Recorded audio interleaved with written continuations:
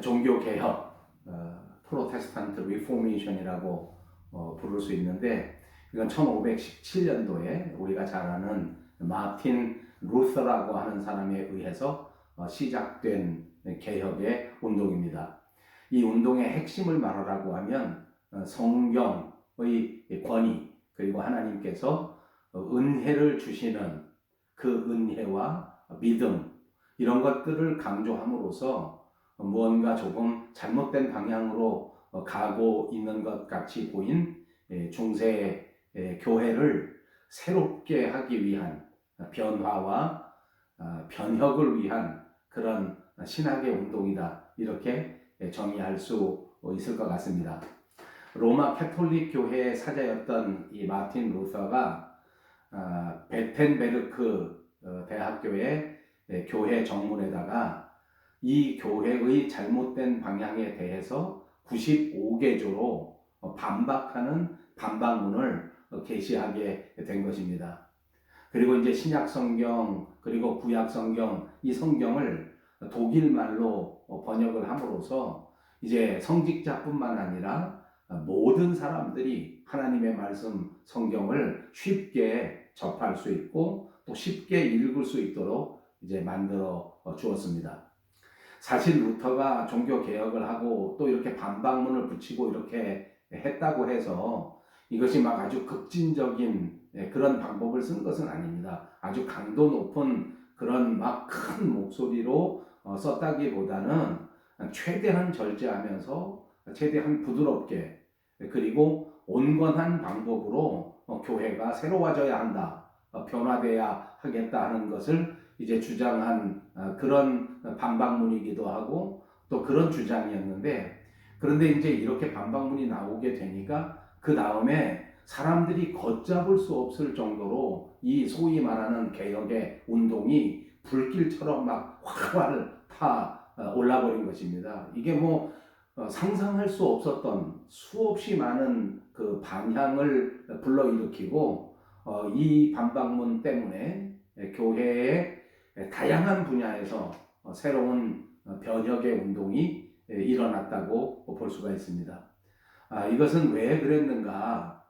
바로 이 교회의 새로운 변혁, 그리고 교회가 어떻게 하든지 교회다움을 유지해야 한다, 교회의 본질이 지켜져야 한다 하는 것에 대하여 정말 많은 사람들이 동의하고 있었고, 많은 사람들의 마음이 그렇게 해야 되겠다 하는 그런 열망이 있었기 때문에 비록 온건하게 시작된 이런 종교개혁 운동이 그야말로 불길처럼 타오르게 되는 상황이 된 것입니다.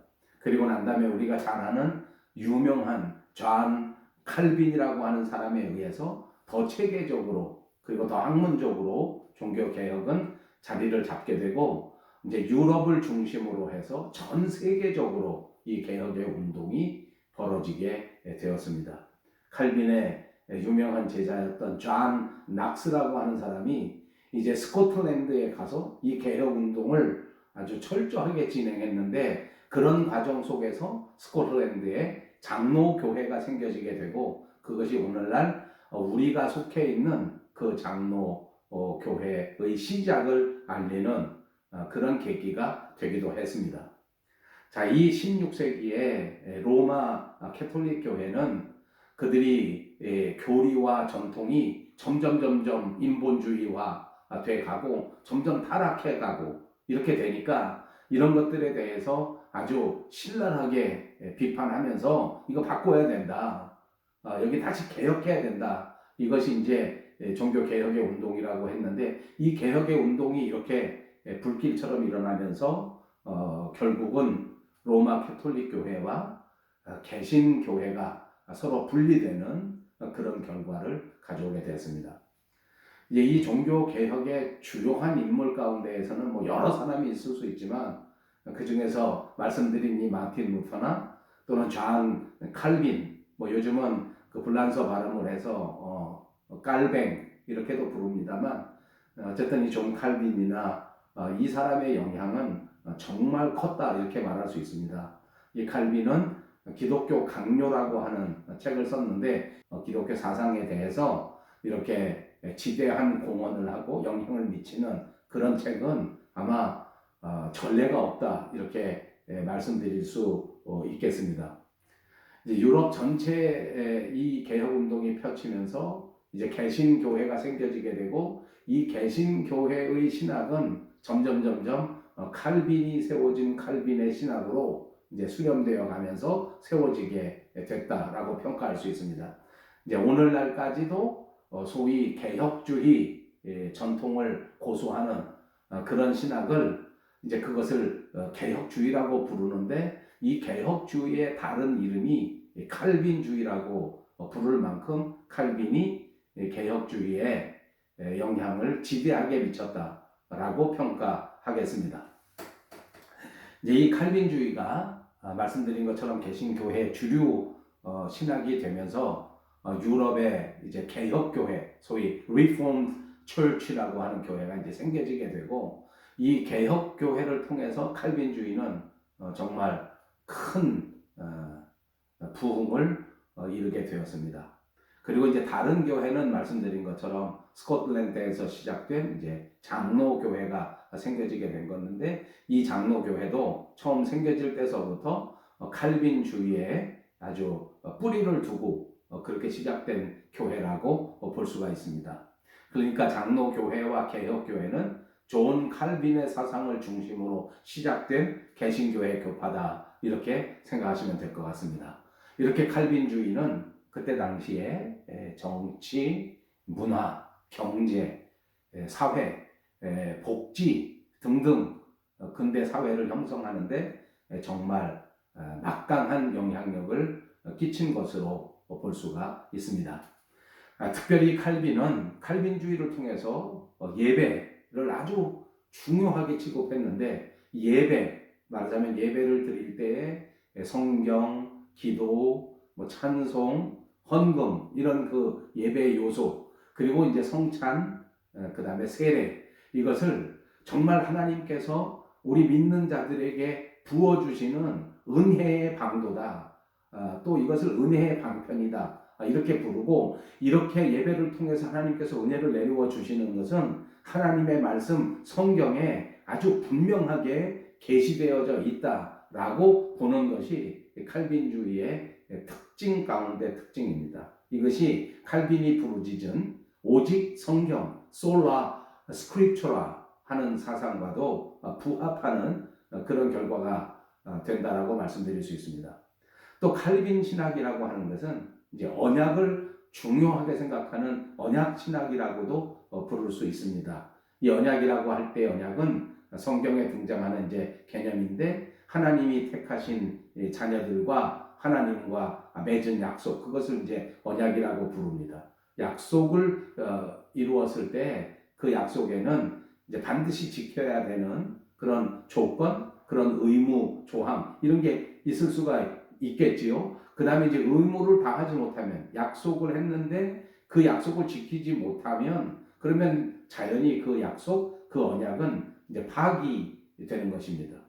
그래서 우리 칼빈주의자들은 언약이 이제 인간이 아무 요구 조건도 없이 인간은 이 언약에서 어떤 요구 조건을 내세우고 무슨 타협 조건을 내세우고 하기도 전에 하나님께서 일방적으로 선포하심으로써 하나님의 언약이 성사가 되는 것이다. 이렇게 말씀하고 있습니다. 그래서 이제 결국 성경에 나오는 주요한 그 언약들이 있는데 그 언약 중에서 우리가 좀 알아두어야 할 것은 첫 번째가 이제 구속의 언약입니다. 이제 삼위일체 중에 아버지 하나님, 그 다음에 삼위일체 중에 성자 하나님, 예수 그리스도, 하나님과 예수 그리스도께서 맺으신 언약이 있습니다. 예수 그리스도께서는 죄값을 대신 치르시고 세상에 내려와서 심판을 맛보게 되는 그런 조건을 걸고 그렇게 됐을 때 그 조건을 충족했을 때 그리스도께서 선택한 그리스도의 백성들은 이제 하나님께서 대신 용서해 주신다 하는 그 약속, 그것이 바로 구속의 언약입니다. 하나님과 예수 그리스도 사이에 언약을 맺으신 것인데 아버지 하나님께서는 그리스도께서 이렇게 자기 백성을 위하여 죄를 대신 짊어지시고 십자가를 지셨을 때에 그 모든 공로를 인정하셔서 그리스도가 선택한 사람, 예수 그리스도를 영접하고 믿는 사람들은 하나님의 심판을 면해주고 하나님의 백성으로 인정해서 하늘나라 신령한 거룩한 백성으로 삼아주신다 하는 약속인 줄로 믿습니다. 그 다음에 이제 또 하나는 행위 언약을 성경에서 볼 수가 있습니다. 이것은 우리가 아는 것처럼 하나님과 최초의 인간 아담이 맺은 언약을 말합니다. 아담은 우리 모든 사람들의 대표가 돼서 그가 언약을 맺으면서 하나님의 명령을 순종하고 하나님 앞에 그 말씀을 따라서 살았을 때에 그때 하나님께서는 아담에게 영원한 생명을 주신다. 이것이 행위 언약의 중심 내용이었습니다. 안타깝게도 아담은 이 언약에서 실패하게 되고 그것 때문에 이 인류에는 이제 죽음이 죄의 대가로서 찾아오게 됐다. 이렇게 보고 있는 것입니다. 세 번째로는 은혜의 언약이 있습니다. 아담이 실패한 다음에 곧바로 하나님께서는 인류에게 새로운 언약을 맺었는데 그 언약이 바로 은혜의 언약입니다.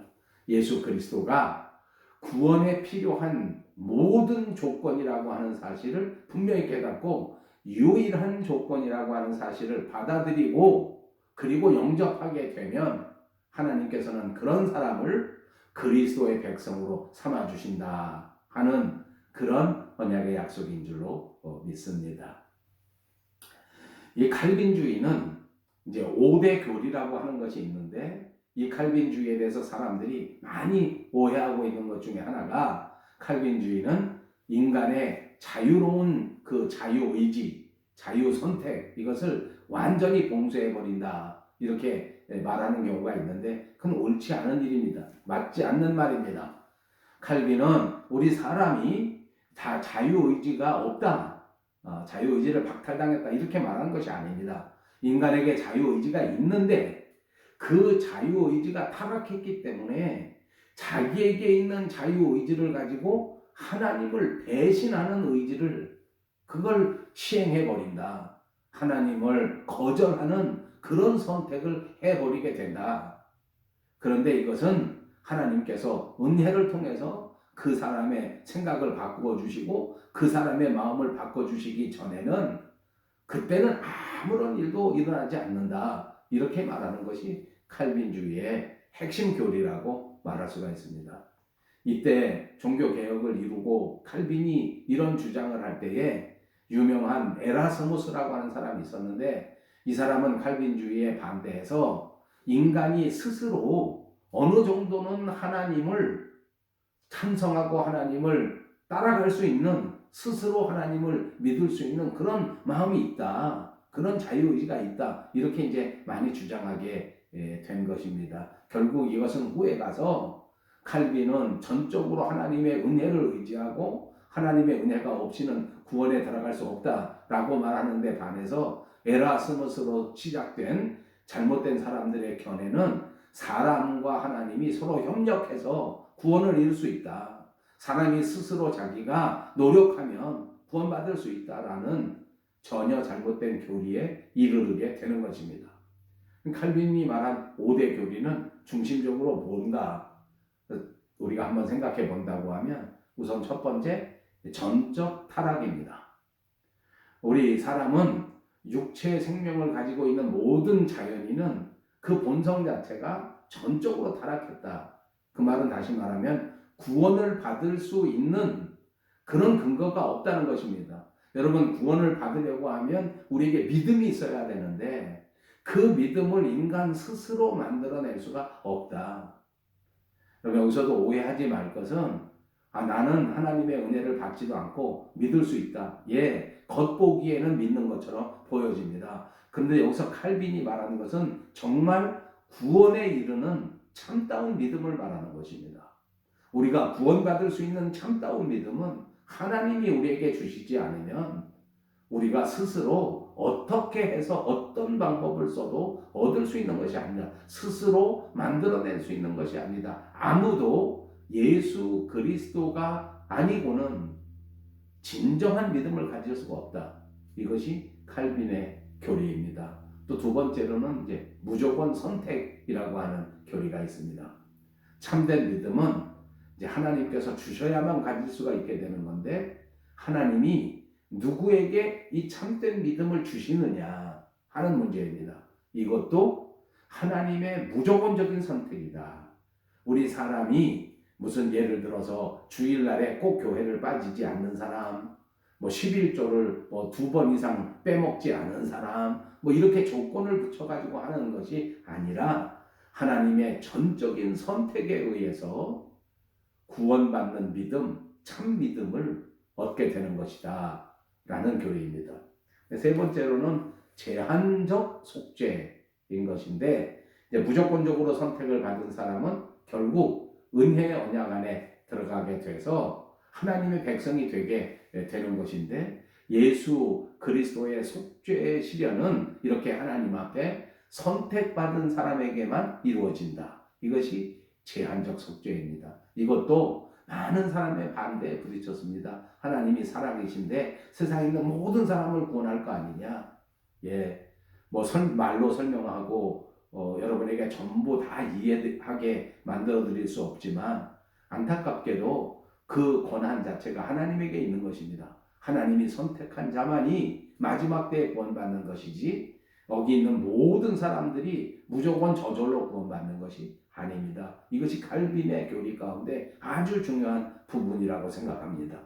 네 번째로는 불가항력적인 은혜가 있습니다.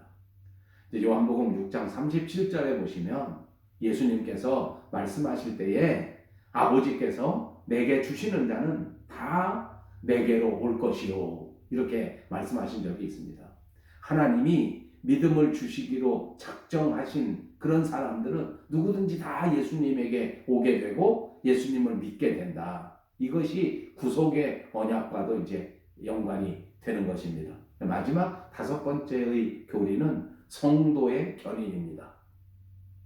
마찬가지로 요한복음 6장 39절에 예수님께서는 나를 보내신 이의 뜻은 내게 주신 자 중에서 내가 하나도 잃어버리지 아니하고 그리고 마지막 날에 다시 살리는 이것이다 라고 선포하신 적이 있습니다. 내가 아버지께서 허락한 믿음의 사람들, 은혜의 사람들은 마지막까지 한 사람도 잃어버리지 않는다. 이게 성도의 견인입니다.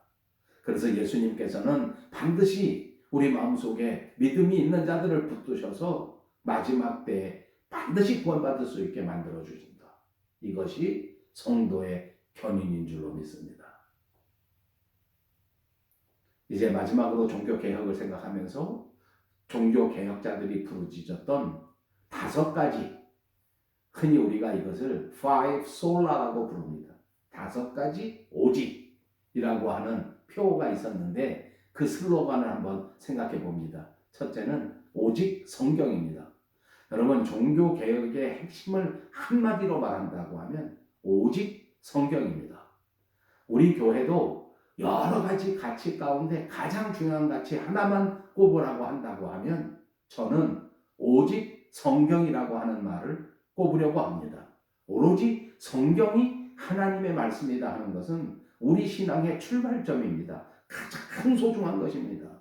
성경이 우리에게 주신 하나님의 말씀이요, 이 성경 말씀이 우리 삶에 최고의 권위를 가지고 있는 것이다. 이것이 생명의 원천이다. 이것이 구원의 원천이다. 이걸 포기하면 그건 올바른 믿음이 아닙니다. 올바른 교회가 아닙니다. 그래서 오직 성경, 가장 중요한 것이다. 두 번째는 오직 그리스도. 이 말은 인간이 스스로 구원받을 수 있는 것이 아니라 그리스도께서 십자가에서 대가를 치르셨기 때문에 우리가 구원받게 된 것이다. 이것을 말하는 것입니다. 셋째는 오직 은혜입니다. 소라 그라시아.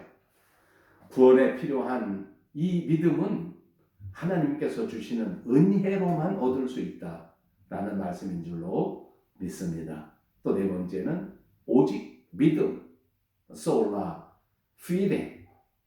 하나님께서 우리에게 주신 은혜 가운데 믿음을 온전히 붙들어서 이 믿음을 통하여서만 모든 역사가 이루어지는 것입니다. 그리고 하나님이 오늘 우리에게 요구하시는 것은 다른 어떤 것이 아니라 오직 믿음을 요구하신다. 이것을 잊지 마시기 바랍니다. 사람이 무슨 업적을 이루고 사람이 큰 건물을 지어 바치고 한 사람이 무슨 큰 사업을 일으켜서 하나님께 올려드리고 하는 것이 중요한 게 아니에요. 하나님이 우리에게 원하시는 것은 오직 믿음입니다. 이 사실을 잊지 마시기를 주님의 이름으로 축복합니다. 마지막은 오직 주님께 영광입니다. 솔라 데오 글로리아, 오직 예수님 앞에 영광을. 그렇습니다. 우리의 삶은 오로지 하나님의 영광을 위해서 살아간다고 하는 사실을 잊지 마시기 바랍니다. 여러분의 삶의 현장에서 오직 하나님께 영광을 돌려야 합니다. 여러분의 삶의 시작이 하나님께로부터 왔고 여러분의 삶의 모든 과정이 하나님이 주관하실 뿐만 아니라 여러분의 삶의 완성도 하나님께서 이루실 것이기 때문에 모든 영광을 하나님께서 받으신다고 하는 고백인 줄로 믿습니다. 예, 우리는 종교개혁 503주년을 맞았습니다. 이제 우리가 다시 한번 이 종교개혁자들의 신앙을 본받아야 하겠습니다. 오직 믿음, 오직 신앙으로서 하나님 앞에 영광을 돌려드릴 수 있는 저와 여러분, 그리고 우리 밴쿠버 영성교회가 다 되시기를 주님의 이름으로 축복합니다.